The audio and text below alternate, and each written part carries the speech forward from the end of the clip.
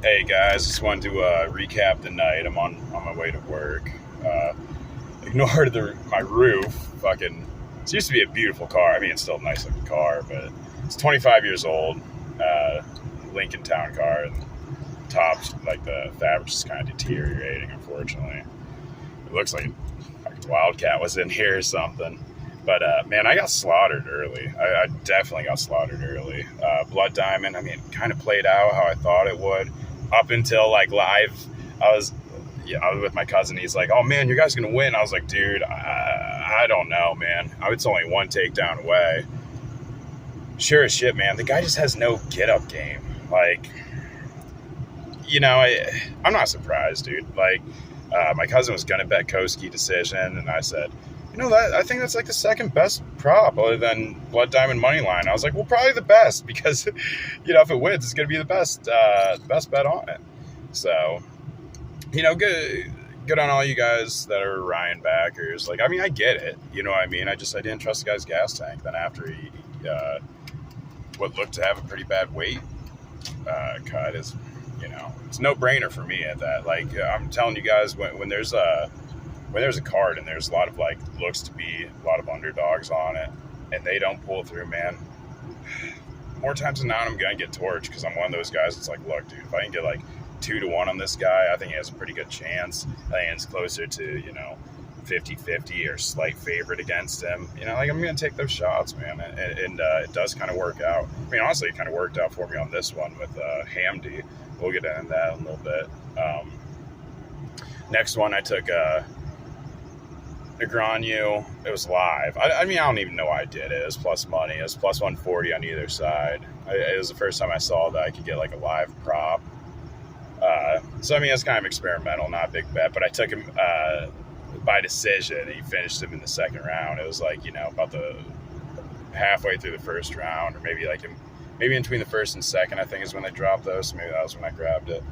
But, again, that wasn't a very good call. Like, I thought Nick was going to win, and I was just a little late to the boat, and I was like, minus 130. This dude's big. Like, I'd hate to lose two in a row. And that's, like, you can't...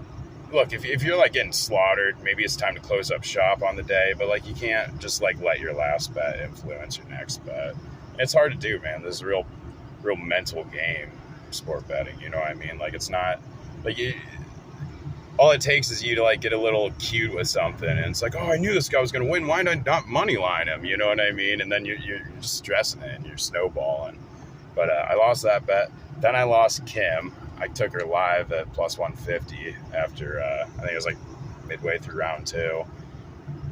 I was getting torched on round threes. Like, my guys that I was betting on were losing in round threes between Blood Diamond, her... not making it to round three. Then what was the next one? I think I had Hoff Garcia maybe was next. I had Hoff Garcia as well. I just thought it would be a closer fight than it was. Like, it just seemed like Hoff Garcia slowed down. It seemed like the size kind of was a problem for him. Like, I honestly thought he was going to push the pace, win round one, and hopefully he can win one of the next two rounds as he like slows down a little bit, or maybe even just putting it on him.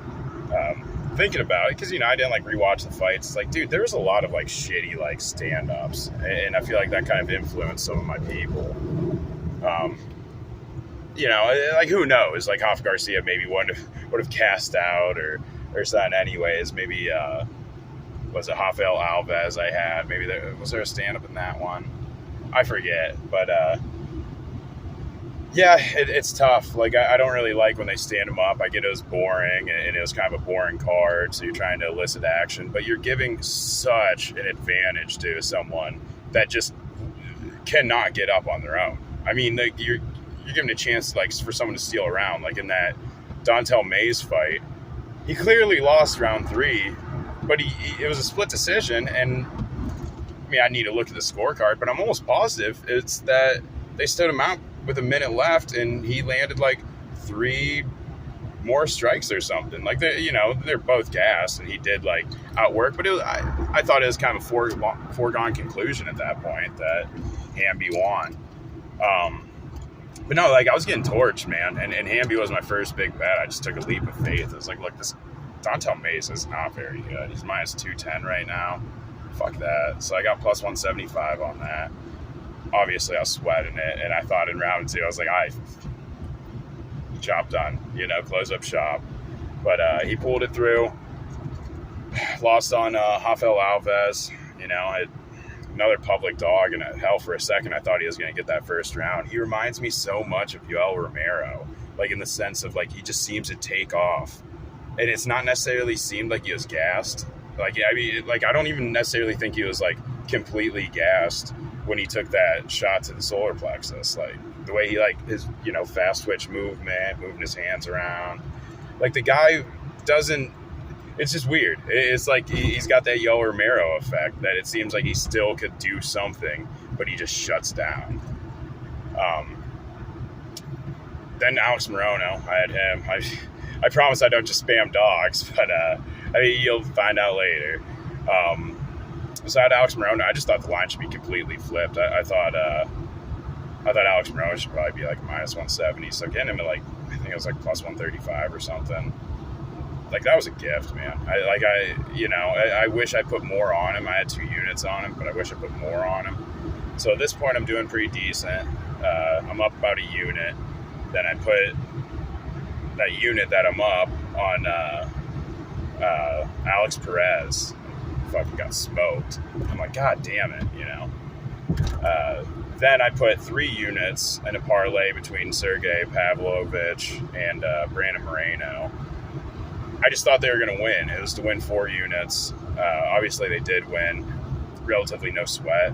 I tried rebetting Brandon Moreno at minus 130 right before he finished him. So, turned the card around. We were having a pretty good card. And the last fight, I had an over 2.5 rounds. I had Pena money line, and then live, I took, what's her name, by decision. Amanda Nunes by decision, like minus 138. Just hedged off that Pena line because it was like literally like, like maybe the second round or something. It was like, this girl's not going to win. I think I'm going to cash this over. So I'm guaranteed $50. As long as Pena outlasts it. And it's like, dude, this girl's not like, it's her last few minutes with the title. She's not gonna quit. You know what I mean? So I'm glad I did hedge off that. Oh, the Uncle Aya fight, I took him inside the distance. And when it wasn't looking very good, I hedged off that and took him by decision. So I like literally broke even on that. I was like, who cares? I probably shouldn't have just messed around with that fight at all, to be perfectly honest with you, because I didn't have a good read on it. I was just kind of throwing out action on the card. But no, guys, I feel like I kind of lucked out on it. I've been seeing a lot of people like shitting on cappers and stuff like that after they're having a bad night. And I get it, man, because you're listening to these dudes, and it's like I'm fucking backing them, and they're losing. Fuck them. You know what I mean? But it's like, dude, if you're losing, you're not having a good night. Why are you going to compound it on other guys that are having a bad night? You know what I mean?